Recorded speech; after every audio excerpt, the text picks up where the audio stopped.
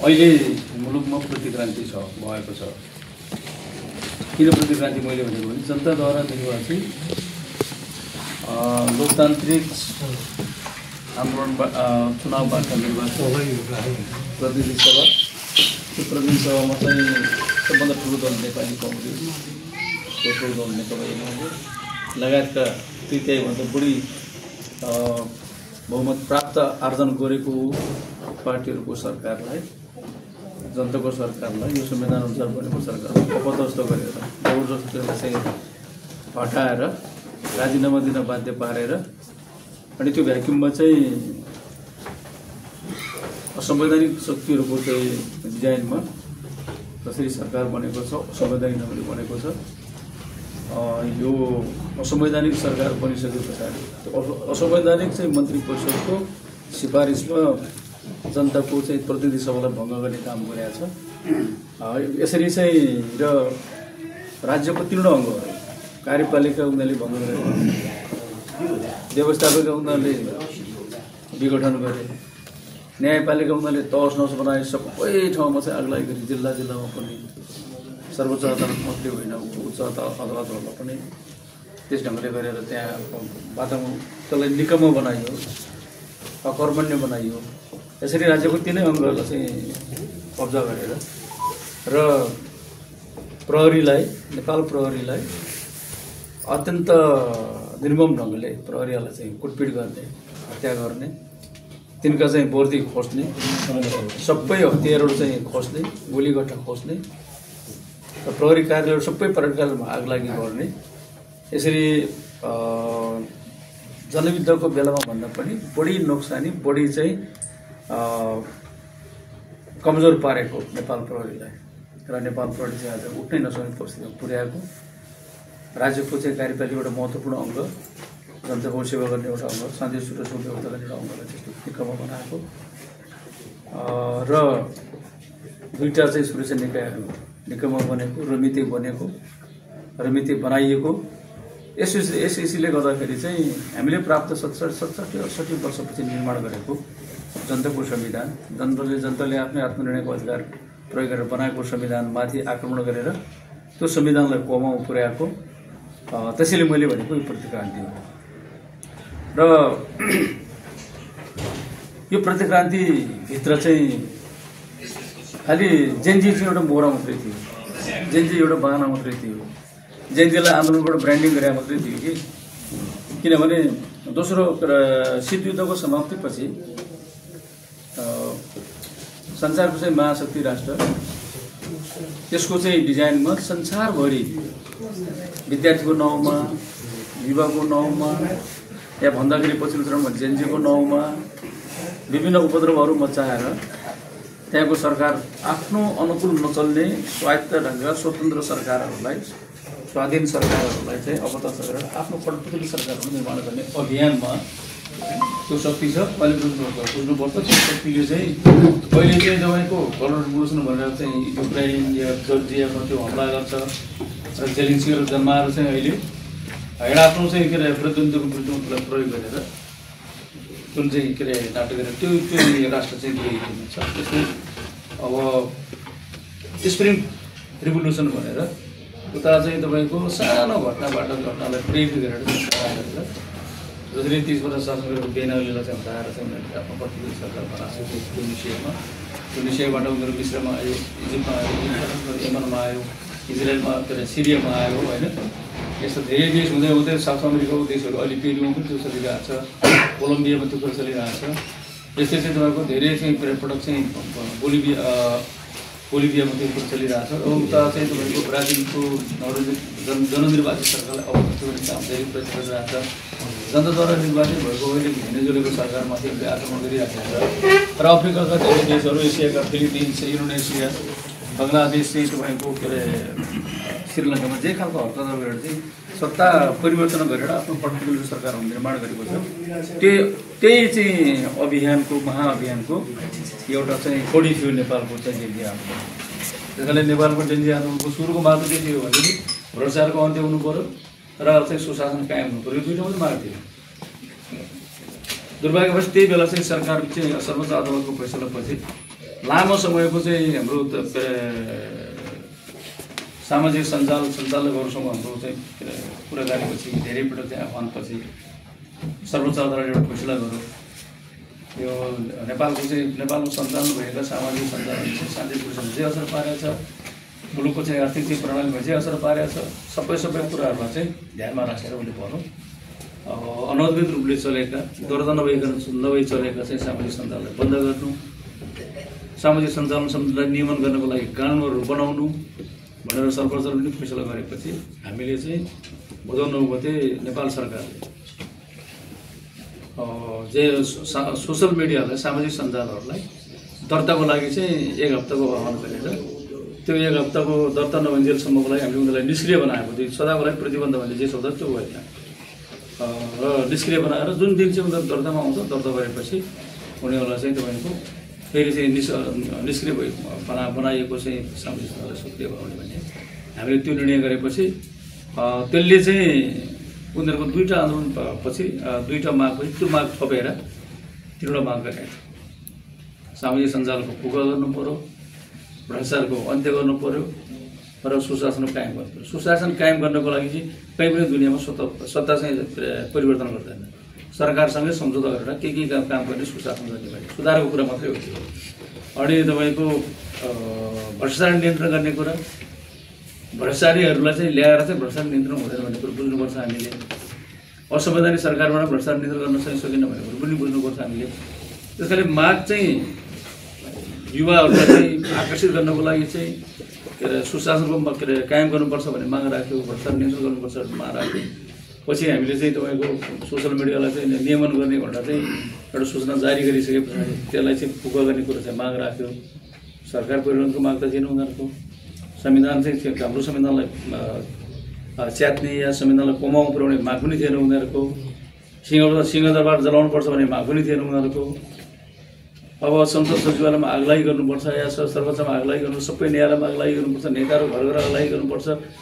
नेपालको ठुल्ठुलो राजनीतिक दलका जो यो मुलुकको चाहिँ सामाजिक परिवर्तनको सम्भावक दलहरू हुन्, एमाले, कङ्ग्रेस लगायतका अरू दलहरू, खास गरी 2टा दलको माथि उनीहरूले ठुलो आक्रमण गरे। नेताहरूको सबैको घरमा चाहिँ आगजनी भयो। धेरै नेताहरू चाहिँ म जस्ता नेताहरू चाहिँ सर्वहारा बनाइयो। बहिनी ठाउँमा पनि छैन, लगाउने लुगा पनि छैन, खाने भाँडो पनि छैन, केही पनि छैन। नेपालका सबै वामपन्थी प्रधानमन्त्रीको घर चाहिँ आज चाहिँ तपाईँको वामपन्थी आउनु होस् या नहोस् उनीहरूको घरमाथि आगो लगाइयो। सबै उनीहरूको चाहिँ सम्पत्ति तहस गरियो। सबैलाई चाहिँ सेनाले आफ्नो चाहिँ हिरासतमा राख्नु। त्यही चाहिँ बिचमा चाहिँ तपाईँको असंवैधानिक ढङ्गले चाहिँ अब एउटा सुरक्षा निकायको प्रमुखको चाहिँ सहजीकरणमा जे आन्दोलनका भनिएका तथा सोकल मान्छेहरूसँग चाहिँ वार्ता गरेर असंवैधानिक सरकार बनायो। त्यही सरकारले चाहिँ तपाईँको प्रतिनिधि सभा भङ्ग गर्यो। त्यस कारणले अहिले त्यो बन्द भएको प्रतिबन्ध लगाइएको प्रतिनिधि सभालाई चाहिँ स्थापना गरेर मात्र यो प्रतिक्रान्तिको जुन घटना हो त्यसलाई चाहिँ सुल्टाउन सकिन्छ, उल्टाउन सकिन्छ भनेर चाहिँ हामी यो अभियानमा छौँ। अहिले यद्यपि चुनावको नाटक पनि गरिरहेको छ। र तपाईँले के बुझ्नुपर्छ भने यो चुनाव हुँदैन गर्नेवाला हो। उनीहरूले बेला बेला भनिराखेकै छ। सुदनले अस्ति भएर एउटा चाहिँ तपाईँको सुदन गुरुङले एउटा चाहिँ जेडी आन्दोलनको जो नायके भन्छन् उनले एउटा अन्तर्वार्ता दिएको छ। यथास्थितिमा चाहिँ चुनाव हुँदैन, हाम्रो मागहरू पूर्ण नभइन्जेलसम्म चुनाव हुँदैन। उनीहरूको माग भनेको जसले यो आन्दोलनको डिजाइन गर्यो, यो प्रतिक्रान्तिको यो प्रतिगमनको डिजाइन गर्यो, उसको माग यति होइन। उसले त्यहाँबाट पसेको मात्रै हो। सुशासनको नारा दिएर आन्दोलन चाहिँ तयार गर्यो। भ्रष्टाचार नियन्त्रण गर्दा सबैलाई प्यारो हुन्छ, सबैलाई भ्रष्टाचार नियन्त्रणको चाहिँ कुरा चाहिन्छ। मैले पनि त्यही कुरा भनिरहेको छु, तपाईँहरू सबैले त्यही भन्नुहुन्छ। पस्ने चाहिँ भ्रष्टाचार नियन्त्रण र चाहिँ सुशासनको माध्यमबाट गर्ने चाहिँ प्रतिक्रान्ति गर्यो। या आफूले मन नपरेको सबै सरकारलाई पालेर आफ्नो कठपुतली सरकार निर्माण गरेर आफूले मन नपरेको चाहिँ हाम्रो संविधानलाई परिवर्तन गरेर अगाडि बढ्ने चाहिँ उसको चाहिँ अभियानभित्र हाम्रो राजनीतिक चाहिँ परिस्थितिले पनि त्यसलाई चाहिँ असर गरेको छ। त्यस कारणले यो घटना घटेको भन्ने कुरा हामी अहिलेसम्म त सबैले बुझिसकेका हुन त्यसरी बुझ्नुपर्छ मलाई लाग्छ। त्यस कारणले अब यो प्रतिक्रान्तिलाई चाहिँ सच्याउनको लागि हामी अहिले आन्दोलनमै छौँ। चुनावको तयारी पनि उनीहरूले गर्ने भनेको छ। तर चुनाव उनीहरूले त्यो बेला मात्रै गर्छ चुनाव जुन बेला नेपालको सबै राजनीतिक दलहरू खास गरेर कङ्ग्रेस र एमालेका नेताहरू चुनाव लड्न नसक्ने गरेर नपाउने गरेर जब चाहिँ उनीहरूले पक्रापुर्जी जारी गर्ने या उनीहरूले अभियोग लगाउने आदि इत्यादि के गर्ने या पार्टी जस्तो बङ्गलादेशमा पार्टी जुन चाहिँ मूल पार्टी हो सत्तासीन पार्टी त्यसलाई प्रतिबन्ध लगाएर चुनाव गरिरहेको छ। त्यहाँ अहिले पनि चुनाव हुन सकेको छैन। तपाईँको हिजो जुलुस भइरहेको छ। त्यस्तै अशान्ति अशान्त देश बनाउने अस्थिर देश बनाउने त्यही भित्र आफ्नो खेल्ने र उसको स्वार्थ अनुकूल नचल्ने सरकारहरूलाई अपदस्थ गर्ने एउटा अभियानको रूपमा त्यसैले चुनाव चाहिँ अहिले पनि हुने सम्भावना छैन। जस्तो प्रहरीको चाहिँ 1284-86 कति चाहिँ थाना लुटिएको छ। यसमध्ये अझै पनि यति थान हामीले फिर्ता लियौँ भनेको छैन, भन्न सकेको छैन सरकारले अहिले पनि। उसको अभियान त्यसमा छैन। 1 लाखभन्दा बढी थान गोलीगट्ठाहरू चाहिँ अहिले चाहिँ लुटेर लगाएको त्यो कसको हातमा छ? त्यो भनिन्छ त्यो या त पूर्व माओवादी लडाकुहरूको हातमा छ। किनभने चाहिँ हतियारको महत्त्व त उनीहरूले मात्रै बुझाएको छ, जेनजीले त बुझाएको छ। या चाहिँ त्यो जेलबाट भागेका, जेलबाट भगाइएका, रविलालको नेतृत्वमा भगाइएका अपराधीको हातमा छ त्यो गोली, त्यो हतियार गोलीगट्टा चाहिँ कुनै अपराधीको हातमा बनिदिएसम्म, कुनै चाहिँ त्यस्तो चाहिँ बनिदिएसम्म यो चुनाव चाहिँ भइरहेको हुन्छ। यो चुनाव शान्तिपूर्ण ढङ्गले सम्पन्न हुनसक्छ, सक्दैन होला। अनि एकदम मनोबल चाहिँ के अरे जिन्दगीमा यो चाहिँ उसको कार्यकाल भनेको जुन 2012 सालदेखि अहिलेसम्मको चाहिँ के अरे नेपालको इतिहासमा चाहिँ प्रहरी जसरी चाहिँ अपमानित भएको छ, जसरी चाहिँ ह्युमिलिएट गरिएको छ, जसरी निकम्मा बनाइएको छ, निशस्त्र बनाइएको छ, त्यो प्रहरीको मनोबल उड्नुपर्छ पर्दैन।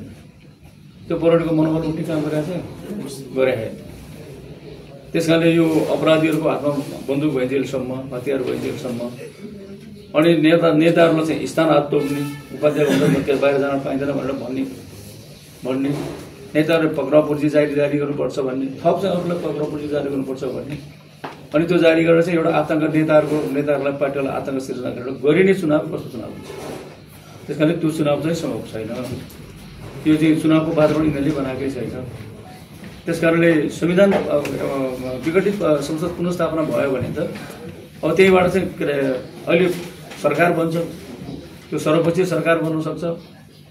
अनि त्यो विघटित चाहिँ के अरे संसद चाहिँ पुनर्स्थापना भएपछि कानुनको कुराहरू बन्ने भए, संविधान संशोधनको ढोका खोल्ने भयो, भ्रष्टाचार नियन्त्रणलाई के कानुन सम्पन्न गर्ने, या चाहिँ सुशासनको लागि चाहिँ के कानुन कुन धाराहरू चाहिँ सुधार गर्नुपर्ने, या शिक्षा स्वास्थ्य लगायतका क्षेत्रका चाहिँ कुन धाराहरू चाहिँ हाम्रो संविधान संशोधनको ढोका पनि खुल्छ, संवैधानिक ढङ्गले सरकार बन्ने काम पनि हुन्छ र यो सबै प्रक्रियाहरू प्रतिक्रान्तिको यो चाहिँ सहर गुन्जालाई उल्टाउने काम पनि हुन्छ र मुलुक चाहिँ हाम्रो संविधान चाहिँ फेरि क्रियाशील हुन्छ र कोमामा पुर्याएको संविधान क्रियाशील पनि हुन्छ। त्यस कारणले गर्दाखेरि हामी अहिले चाहिँ यो अभियानमा छौँ एउटा कुरा होइन। त्यही तपाईँले त्यति कुरा बुझ्नुपर्छ। अब हामी त्यो लोकतन्त्रवादीहरूको सरकार चाहिँ फेरि पनि स्थापना भएन भने, या गणतन्त्रवादीहरूको सरकार स्थापना भएन भने, या देशभक्तहरूको सरकार स्थापना भएन भने यो मुलुक चाहिँ फेरि पहिलोचोटि जिन्दगी हाम्रो चाहिँ पार्टी देशको इतिहासमा मुलुकको गुलाम बन्छ। मुलुकको गुलाम चाहिँ उनीहरूको गुलामी गर्ने चाहिँ सरकार निर्माणको लागि यो सबै चाहिँ खण्ड चाहिँ रचेको हो। तपाईँले श्रीलङ्कामा हेर्दा हुन्छ, तपाईँले बङ्गलादेशमा हेर्दा हुन्छ, तपाईँले जेलेन्स्कीलाई हेर्दा युक्रेनको जेलेन्स्कीलाई हेर्दा हुन्छ होइन। अनि तपाईँको समाजमा सेलिब्रिटीहरू, कलाकारहरू यस्तालाई उचालेर जुन खालको चाहिँ कामहरू गरिरहेको छ, सेलिब्रिटीले पब्लिसहरूले मुलुक चलाउँदैन भनेको हामीले धेरै इतिहासबाट देख्न सक्छौँ। त्यस कारणले यो सबै कुराको परिवेशमा आज हाम्रो मुलुक उठिएको छ। हामी चाहन्छौँ अब लोकतन्त्रवादीहरूको, देशभक्तहरूको, गणतन्त्रवादीको सरकार बनेर त्यो सिंहदरबार चाहिँ राष्ट्रको त्यत्रो सम्पत्ति जलाउने, त्यो सम्पत्ति जलाउँदाखेरि चाहिँ त्यसको चाहिँ के अरे रक्षको लागि बसेका मान्छेहरू ठुल्ठुलो निगममा भएर हेरिरहने र त्यस्तो सिंहदरबार जलाउने, सर्वोच्च अदालत जलाउने, या संसद भवन जलाउने, या मन्त्री क्वार्टर जलाउने, या सेनाको परमाधिपति हो हाम्रो चाहिँ राष्ट्रको प्रमुख राष्ट्रपति भवन जलाएर सन्देश दिन खोजेको के? त्यस कारणले गर्दाखेरि चाहिँ यो सबै परिवेशमा राष्ट्रपति जलाउने हातहरूमा हतकडी लाउनुपर्छ, सिंहदरबार जलाउने हातमा हतकडी लाउनुपर्छ, सर्वोच्च अदालतले चाहिँ अदालतको सबै चाहिँ जलाउने हतकडी लाउनुपर्छ। त्यो हतकडी कहिले लाउँछ? अहिले सरकार लाउँछ। अहिले सरकार त भन्यो, गृह मन्त्रालयले के जारी गर्यो भनेदेखि यो 24 गतिको चाहिँ के अरे आगजनी, तोडफोड, लुटपाटमा चाहिँ संलग्न हुनेहरूलाई चाहिँ आयोग गठन गरिसक्यो हुनाले तिनीहरूलाई समातेरमै छोड्नु भनेर प्रहरीलाई आदेश दियो। त्यो आदेशमा बमोजिम धेरै समातेका चाहिँ अपराधीहरू छोडियो। त्यहाँदेखि अपराधीहरूलाई छुट दिएर मुलुकको चाहिँ सुशासन कसरी कायम हुन्छ, मुलुकको चुनाव कसरी शान्तिपूर्ण ढङ्गले हुन्छ होइन। त्यस कारणले यही कुरा चाहिँ हामीले जनताको बिचमा पुर्याउनु पर्नेछ। त्यसैले अहिले हामी त्यो ठाउँ दिएका छौँ र त्यो चाहिँ तपाईँको के अरे जनताको धन सम्पत्ति लुट्नलाई हाम्रो पार्टीको हकमा भनियो भनेदेखि 64वटा हाम्रा जिल्ला कार्यालयहरूमा आगो लगाएको छ। लमजुङमा चाहिँ लेखेन भने लमजुङकै 64 भन्दा बाहिरको चाहिँ के अरे अरू 13वटा जिल्ला मध्ये मात्रै पर्छ। 159 भन्दा बढी नेताका चाहिँ कार्यकर्ता घरहरू जलाइएका छन् हाम्रो पार्टीको हकमा चाहिँ। त्यस्तै कङ्ग्रेस पार्टीको चाहिँ नेताहरूको घर जलाइएको छ। कङ्ग्रेस पार्टी कार्यालयमा आगो लागेको छ। माओवादीको नेताहरू नै केही अरू नेताहरूको अझ भनौँ कम्युनिस्ट भन्ने र कम्युनिस्ट पार्टी छोडिसकेका कम्युनिस्टको पालामा प्रधानमन्त्री बनेकाहरूको कसैको घर बाँकी राखेको। त्यस कारण एउटा वामपन्थीहरूको चाहिँ आन्दोलन वामपन्थीहरूको चाहिँ शक्ति विरुद्धको अभियान पनि थियो, उनीहरूलाई निस्तेज बनाउने अभियान पनि थियो। नेपालको लोकतान्त्रिक शक्तिलाई चाहिँ निस्तेज बनाउने अभियान पनि थियो। किनभने हाम्रो सरकारले कहिले पनि झुकेन उनीहरूको विदेशीको सामु कहिले नझुकेको कारणले गर्दाखेरि विदेशको हित स्वार्थ रक्षा गर्ने कुरामा चाहिँ देशको चाहिँ हित चाहिँ प्रमुख हो, अब जनताको हित प्रमुख हो भन्ने कुरामा अडिग लिएको हुनाले उनीहरूले केपीओलीको सरकार चाहिँ अपदस्थ गर्नु थियो, केपीओलीको सरकारलाई चाहिँ हटाउनु थियो, केपीओलीलाई चाहिँ हत्या गर्नु थियो उनीहरूलाई, केपीओलीलाई साथ दिने शेरबहादुरको हत्या गर्नु थियो उनीहरूलाई। तर त्यो हत्या गर्ने परिस्थिति नबनेको मात्रै हो। त्यस कारण उनीहरूलाई चाहिँ जसरी चाहिँ कुटपिट गरियो, उनीहरूले जसरी चाहिँ तपाईँको अपमानित हिरासतमा राखियो। हामी सबै सैनिक हिरासतमा बसिरहेको मान्छेहरू होइन। जो सैनिक हिरासत छ उसको घर चाहिँ सबै जलाइएको छ नि। अनि यो चाहिँ तपाईँको यो भ्रष्टाचार चाहिँ नियन्त्रण गर्ने काम हो त, यो सुशासन कायम गर्ने अभियानमा थियो त यो काम। यो त देखाउनलाई जिन्दगीलाई देखाउनै पर्ने काम अर्कै गरिरहेको हो। त्यस कारणले यो चाहिँ यस्तो चाहिँ गम्भीर घटनाप्रति सबै नेताहरू संवेदनशील बन्नुपर्छ भन्ने चाहिँ हाम्रो आह्वान हो। त्यस कारणले अब चाहिँ संसद पुनर्स्थापना गरेर सरकार निर्माण गरेर सर्वपक्षीय सरकार निर्माण गरेर आवश्यकता पर्दाखेरि त्यो संसदले संविधान संशोधन गरेर भए पनि जिन्दगीहरूको माग पनि सम्बोधन गरेर अनि त्यो सरकारले चाहिँ अर्को चाहिँ चुनावमा चाहिँ गरेर 84 भन्दा अगाडि पनि हुनसक्छ त्यो चुनाव होइन र नयाँ म्यान्डेटमा गएर हामी फेरि मुलुकमा चाहिँ स्थिरता फर्काउने, मुलुकको संविधानलाई फेरि क्रिएसन बनाउने, मुलुकको चाहिँ यो लुटिएको चाहिँ लोकतन्त्रको फेरि पुनर्बहाली गर्ने, मुलुकको चाहिँ यो जुन गणतन्त्रवादीको जुन अधिकार खोसिएको चाहिँ गणतन्त्रवादी जुन हमला भएको छ र सङ्घीयतामाथि जुन हमला भएको छ त्यसलाई चाहिँ स्थापित गर्ने काम गरेर मात्रै हामीले आजको चुनौतीको सामना गर्न सक्छौँ भन्ने चाहिँ लाग्छ। त्यही सिलसिलामा हाम्रो चाहिँ पार्टीले मुलुकको सबै जिल्लामा विरोध सभा गर्ने यति कुरा राखेँ। त्यसमा थप चाहिँ तपाईँले के जिज्ञासा छ भने तपाईँले चाहिँ प्रश्न गर्छु।